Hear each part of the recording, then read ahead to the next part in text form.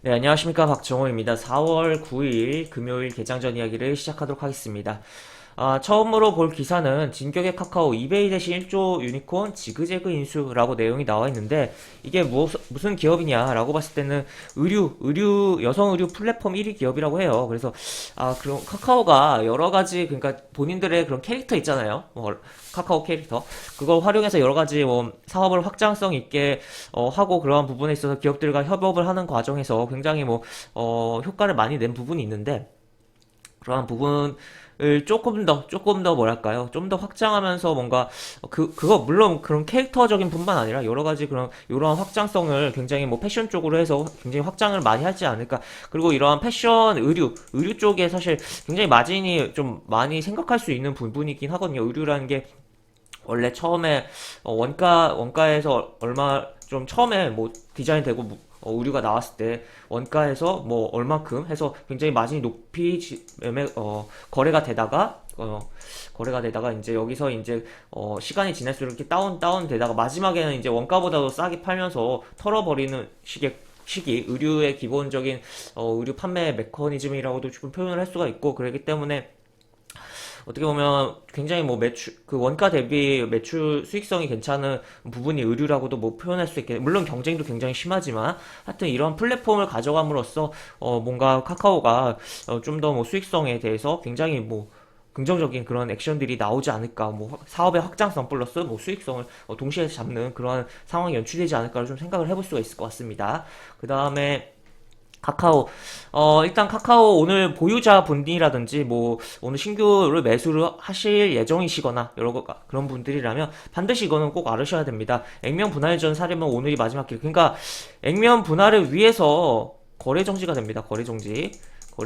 그렇기 때문에 오늘 매수했다가 갑자기 거래 정지돼서 당황하지 마시고 액면 분할에 따른 거래 정지가 예정돼 있다는 거 미리 참고하시면 좋을 것 같습니다. 그래서 이런 내용 나와 있고 그래서 500원짜리 액면가를 100원으로 쪼갠다고 합니다. 이렇게 그 다음에 개별 기업에 대한 부분인데 이런 내용이 나와 있어. 한국타이어 한호시스템 손턴다. 그래서 국내 1위 자동차 공조장치 생산회사인 한호시스템에서 손을 떼기로 결정했다라는 거 이렇게 가볍게 나와 있고 그 다음에 또 다른 거는 이거는 이제 은행 지금 요게 지금 시행이 되고 있잖아요. 이거 좀 바뀌어가지고 굉장히 까다롭게 진행이 되다 보니까 소비자도 그렇고 판매하는 측도 그렇고 굉장히 지금 골치가 아프고 까다로운 상황이다라고 볼 수가 있겠고 그래서 그러다 보니까 불만이 지금 계속 커지고 있다.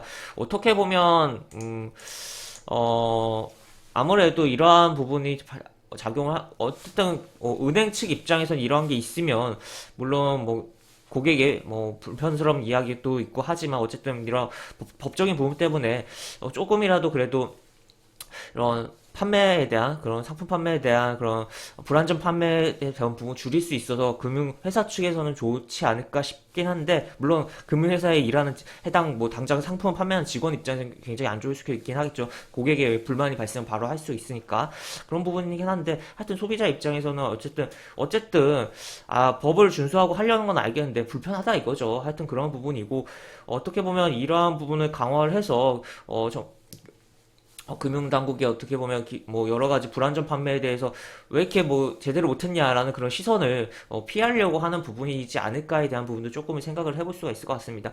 어떻게 보면 약간 다른 이야기인데 은행의 사이트 들어가면 여러 가지 지금은 조금 덜해졌지만 그래도 프로그램 막 깔아야 되잖아요. 보안 프로그램. 결국에 그런 부분이 사실 은행의 책임을 회피하려고 하는 부분으로도 생각을 해볼 수가 있어요. 그런 부분이다라고 볼 수가 있고 하여튼 이렇게 내용이 조금 있다라고 보시면 될 것 같고 하여튼 그래서 최근에 이제 뭔가를 하려고 하면 그 은행에 가서 굉장히 불편해졌다라고 이해를 하시면 될 것 같습니다. 그래서 이렇게 보실 수가 있겠고 그 다음에 이런 내용도 있어요. 그래서 요트를 굉장히 요즘에 잘 나간다고 하네요. 이런 기사도 있고 그 다음에 요거 4주 만에 700만 개 팔린 비빔면의 비밀 이런 식으로 내용이 나와 있는데 그래서 날이 더워지고 여름이 다가와서 비빔면이 잘 나가는 부분이 있는데 하여튼 이런 식으로 내용이 나와 있다라고 볼 수 있겠고 근데 하여튼 이렇게 내용이 쭉 나와 있는데 이게 뭐랄까요. 약간 근데 비빔면이든 그렇고, 국내 뭐 라면이든 그렇고, 스프가 좀 잘 안 주어지는 케이스들이 가끔 있으실 거예요. 그런데 그런 경우 보면 대부분, 원재료가, 네, 어디 거라고 얘기는 안 할게요. 최근에 논란이 많이 되고 있는, 그 나라에서, 의 원산지가, 되고 있다라고 볼 수가 있겠고, 그래서 식품을 소비하실 때 나도 모르게 이제 조금 뭐 건강에 많이 물론 이런 인스턴트가 건강에 안 좋은 부분이 있긴 하지만 나도 모르게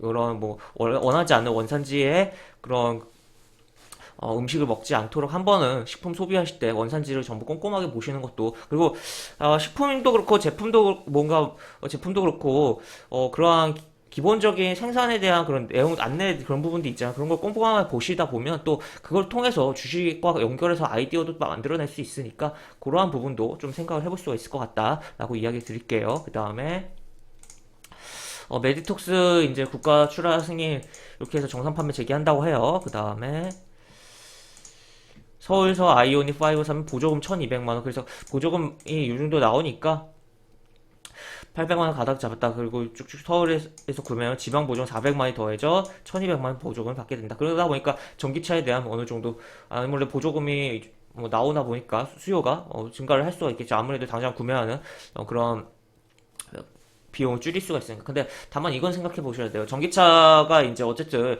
전기차를 보급을 하려고 중앙정부와 지자체가 돈을 이제 붓는 거잖아요. 보조금이라는 명목으로. 근데 이제 전기차가 점점 이게 사이즈가 커지고, 그러니까 시장 사이즈가 커질수록, 과연, 정책적으로 아무리 이제 친환경차를 민다고 해도 보조금을 얼만큼 풀 수가 있겠냐라는 거에서 한 번은 생각을 해보셔야 될 것 같습니다.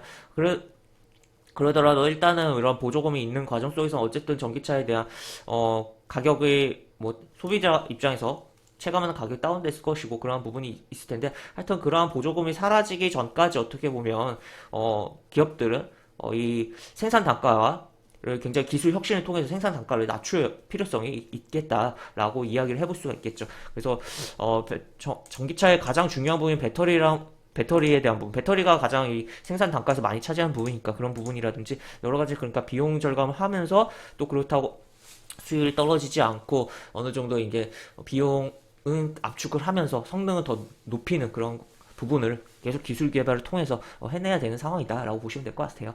이렇게 보실 수가 있겠고 그다음에 여기 보시면 김정은 고난의 행군 결심 그래서 이런 내용이 나와 있네요. 속보로 나와 있고 고난의 행군 결심했다 밝혔다라고 해서 쭉 나와 있습니다. 이렇게 한번 보시면 될 것 같고 그다음에 당국 혈전 논란 아스트라제네카 백신 접종 재개 쪽으로 가다 11일 최종 검토 결과 발표. 그러니까 아직 완벽하게 결정 난 건 아닌데 약간 접종 재개 쪽으로 좀 방향이 같다 정도로만 이해를 하시면 될 것 같네요. 그 다음에 추가로 이제 3년째 20배 커진 밀키트 이젠 협업이다 이렇게 표현이 나와 있어요. 지금 밀키트 시장이 당연 뭐 코로나에 대한 부분도 있고 굉장히 커지고 있습니다. 그러니까 간편식품에 대한 부분. 이 밀키트가 커질수록 한 가지 좀 우리가 고민을 해봐야 되는 게 정말 편해요. 편한데 이게 쓰레기가 정말 많이 나옵니다. 쓰레기가. 그렇기 때문에 지금 쓰레기에 대한 부분, 쓰레기 대랑 그리고 폐기물 업체들에 대해서 좀 주식으로 연결해서 생각을 해볼 수가 있겠고 당장 이 기사를 통해서 액면적으로 봤을 때는 밀키트 관련해서 된 기업들 그리고 그런 기업에 납품하는 기업들에 대해서 생각을 해볼 수가 있는 대목이다 라고 보시면 될 것 같습니다. 그 다음에 브라질 코로나 1일 사망자 역대 최대를 찍었다고 지금 이게 어쨌든 지금 백신이 뭐 전 세계적으로 뭐 미국 같은 경우 접종률이 높기도 하기도 한데 유럽도 그렇고 점점 전 세계적으로 동반적으로 이렇게 신규 확진자 수가 늘어나고 있는 부분이 라고도 볼 수가 있겠고 하여튼 조금 너무 이렇게 풀어지면 안 되는 상황이다 라고 보시면 될 것 같습니다.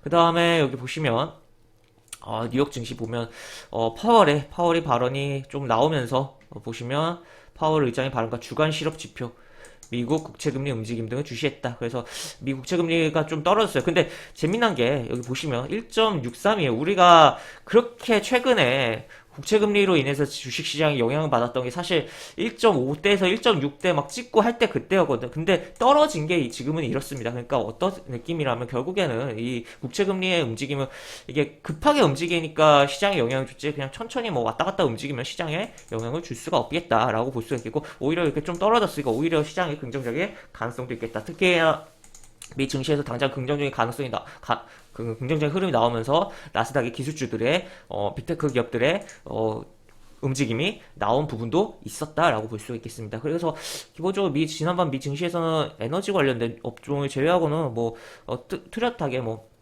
크게 뭐 하락한 에너지도 한 업종적으로 한 1. 몇 프로 정도 하락한 거라 하여튼 전반적으로 다 상승한 뭐 미증시였다라고 이해를 하시면 될 것 같고, 그 다음에 특징적인 종목들을 몇 개 볼게요. 미증시에서 지난번 어 로스 로스스토어스라고 해서 그리고 이 회사의 로스스토어라고 해서 그 의류 여기 보시면 다 친절하게 나와 있어요. 네이버에 이렇게 그러니까 뭐 백화점과 뭐 전문점 정가를 20에서 60% 할인된 가격으로 뭐 이런 식으로 뭐 제공하는, 그러니까 의류 업체다. 의류 패션 업체에 와를 운영하는 회사가 주가가 긍정적으로 좀 움직였고 신고가를 기록해낸 상황이었다라고 보시면 될 것 같고, 추가로 이거는 또 다른 화면, 이게 네이버에 이건 안 나오더라고요.